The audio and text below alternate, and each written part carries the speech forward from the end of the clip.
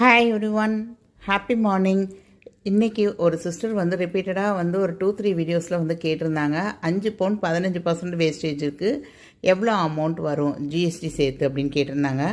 First of all 5 பவுன் அப்படின்னா 5 சவரனுங்க, ஒரு சவரனுக்கு 8 கிராம், அப்போ 40 கிராம் வரும் உங்களுக்கு சாலிடாக. ஸோ 40 கிராமுக்கு 15% வேஸ்டேஜ்னு வச்சுக்கோங்களேன். உங்களுக்கு 40 × 15/100ன்னு போடணும். கிட்டத்தட்ட 6 கிராம் வந்து வேஸ்டேஜாக வருங்க. ஸோ 40 + 6 அப்படின்னா 46 கிராமுக்கு நீங்கள் அமௌண்ட் கொடுக்க வேண்டியது இருக்கும். இன்றைக்கி ஒரு கிராம் ரேட் வந்து 10,600ன்னு வச்சு கால்குலேஷன் போட்டிருக்கேங்க. ஸோ 46 × 10,600ன்னு போட்டிங்க அப்படின்னா நீங்கள் வாங்குகிற கோல்டு ப்ளஸ் வேஸ்டேஜ் ரெண்டுக்கும் சேர்த்து கிட்டத்தட்ட 4,87,600 ரூபா கொடுக்க வேண்டியது இருக்கும். அது போக 3% ஜிஎஸ்டி, இந்த அமௌண்ட்டுக்கு வந்து 3% ஜிஎஸ்டி போடுவாங்க. அப்படி பார்த்தீங்க அப்படின்னா நமக்கு 14,628 ரூபா ஜிஎஸ்டியாக வருங்க. கிட்டத்தட்ட 5,02,000 ரூபா வந்து கையில் இருந்தால் மட்டும்தான் இன்றைக்கி நீங்கள் ஒரு 5 சவரன் நகை வாங்க முடியும். 15% வேஸ்டேஜில் நான் சொல்கிறது. ஸோ இவங்க சொல்கிற மாதிரி ஒரு 15% வேஸ்டேஜ் போடும்போதில் 6 கிராம் வருதுங்க.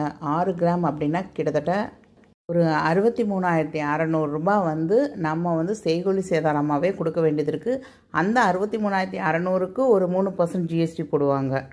அது ஒரு 1,908 ரூபா வருதுங்க. கிட்டத்தட்ட 65,000 நம்ம வந்து வேஸ்டேஜ் ப்ளஸ் ஜிஎஸ்டி கொடுக்க வேண்டியது இருக்கும். ஸோ இந்த மாதிரி ஆன்டிக் டிசைன்லாம் எடுக்க போனீங்கன்னா மோர் தேன் 20% வேஸ்டேஜ் கொடுக்க வேண்டியது இருக்குங்க. ஸோ வேஸ்டேஜுக்குனே ஒரு ஹியூஜ் அமௌண்ட் வந்து பெரிய நகை வாங்கும் போதில் நம்ம எடுத்து வைக்க தான் வேண்டியது இருக்குது. ஸோ இதே மாதிரி யூஸ்ஃபுல்லான வீடியோஸ்க்கு நம்ம சேனலை மறக்காமல் சப்ஸ்கிரைப் பண்ணிக்கோங்க. தேங்க்ஸ் ஃபார் வாட்சிங் த வீடியோ. பாய்.